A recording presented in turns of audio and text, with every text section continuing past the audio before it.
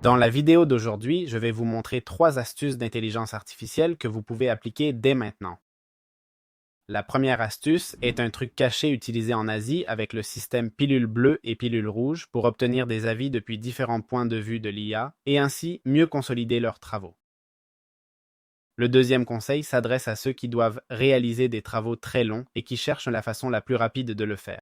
Et enfin, je vais corriger un problème très courant. Récemment, surtout dans le LLM de ChatGPT, beaucoup de gens ont reçu des messages condescendants ou qui les traitent comme des enfants, et je vais essayer de corriger cette erreur qui peut en agacer plus d'un, aussi bien pour ChatGPT que pour d'autres plateformes. Alors voilà, on commence avec le premier conseil, le truc de la CIA.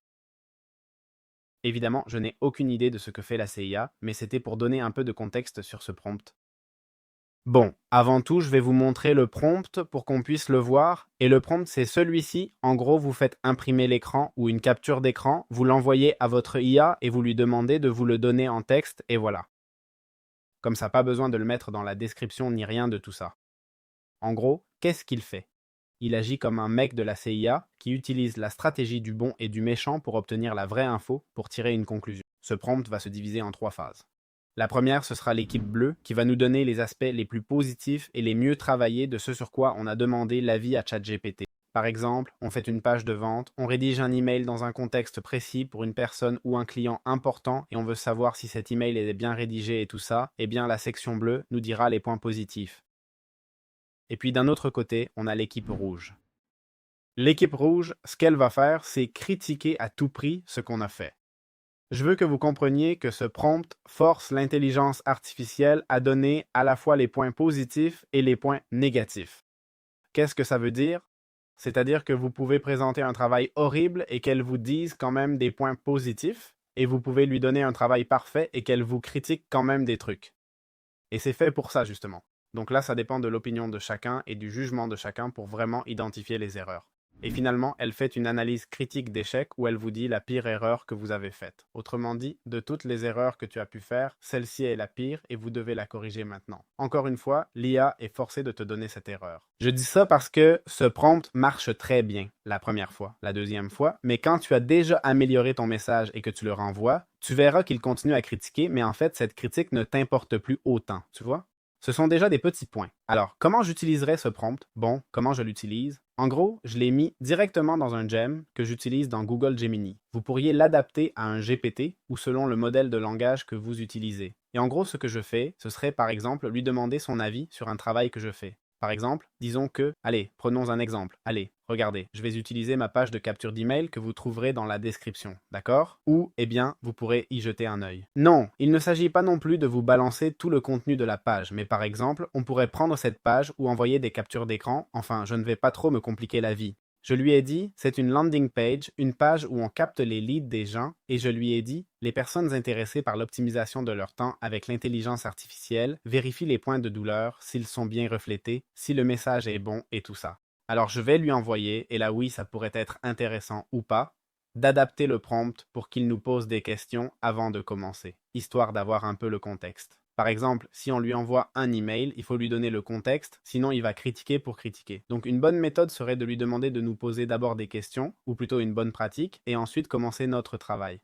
Bon, voilà qu'il se présente. Cette présentation, je n'ai pas réussi à la lui enlever. Bah voyons, ce serait aussi simple que de lui dire de ne pas se présenter, mais bon, qu'est-ce que j'en sais? Et il dit décision d'analyse. Il dit équipe bleue.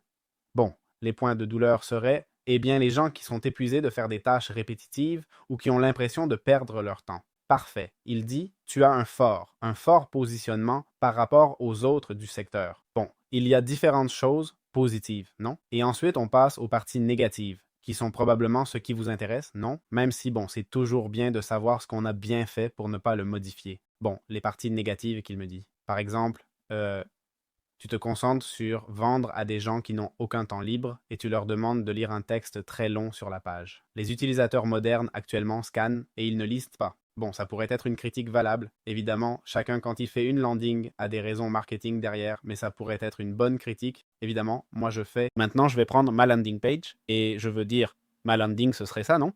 Cette partie initiale où je te donne simplement accès à un audio privé, je te donne le lead magnet, comme on dit, et je te permets de t'inscrire et voilà. Et puis en bas, si tu veux, tu lis plus de contexte sur moi. Voilà, il n'y a pas grand-chose de plus. Alors, bien sûr, c'est une critique qu'on peut faire, complètement vrai. Je pourrais enlever ce texte ou le laisser. Si tu as assez de temps et que tu veux le lire, pourquoi pas. Ou si je t'ai toujours pas convaincu parce que tu sais pas trop qui je suis et que tu préfères lire ça pour mieux comprendre pourquoi j'ai fait cette landing et tout, eh bien je le laisse. Mais ça, c'est déjà mon avis. Mais vous voyez comment là, il est allé chercher la petite bête. C'est-à-dire, en plus, l'approche est très intelligente. Eh, écoute, tu te concentres sur ce type de public et ce type de public n'est pas là pour ça. C'est une pensée intelligente, non? Puis, je critique à nouveau en promettant d'envoyer un email quotidien, ce qui est vrai. Et ici, il dit les avertir avant qu'ils reçoivent un email quotidien, avant qu'ils aient expérimenté votre valeur, peut les faire abandonner immédiatement. Généralement, dans ce cas, par exemple, comme la valeur est dans ces vidéos et que de ces vidéos, les gens vont sur la landing page, alors là, je suis bien couvert, non? D'où l'importance du contexte. Là, j'ai oublié de lui dire que la valeur vient de la vidéo et tout ça, non? Ici, il note absence totale de preuves sociales. Il n'y a pas d'autorité visuelle, c'est-à-dire aucune image de moi ni rien. Encore une fois, vous me voyez à travers la caméra. Et il dit, le design est extrêmement utilitaire, ce qui est aussi ce que je cherchais. D'accord? Je cherchais un design qui soit pratiquement comme une lettre. Parce qu'au final, si je bosse sur l'IA, les gens vont sûrement penser que je fais tout en automatique et je ne veux pas donner cette impression. Je veux que les gens qui s'inscrivent à la newsletter ne se sentent pas comme un produit. Évidemment, je vais essayer de leur vendre, bien sûr que oui, mais c'est pas pareil d'utiliser un système automatisé où je prends le client ou un client potentiel et je le traite comme un robot, comme un numéro de plus. Et de l'autre côté, j'essaye de montrer un peu plus. Évidemment, j'envoie pas un email par personne, mais j'essaye quand même de montrer cette conscience qu'il y a une personne derrière avec ses problèmes et tout, non? Ici, chacun a ses stratégies. Moi, je ne dis pas qu'une soit meilleure ou pire, mais c'est pour ça que je vous dis que c'est très important que ça. Bien sûr, vous devez penser que moi, cette landing page, c'est vrai, c'est très injuste.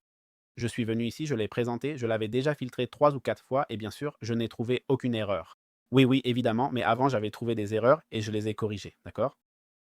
Mais je voulais justement vous montrer cet exemple pour que vous compreniez que tout ce qu'on va vous critiquer, vous n'avez pas à le changer et c'est le problème que beaucoup de gens ont, que chaque fois que ChatGPT leur dit quelque chose, paf, ils le font.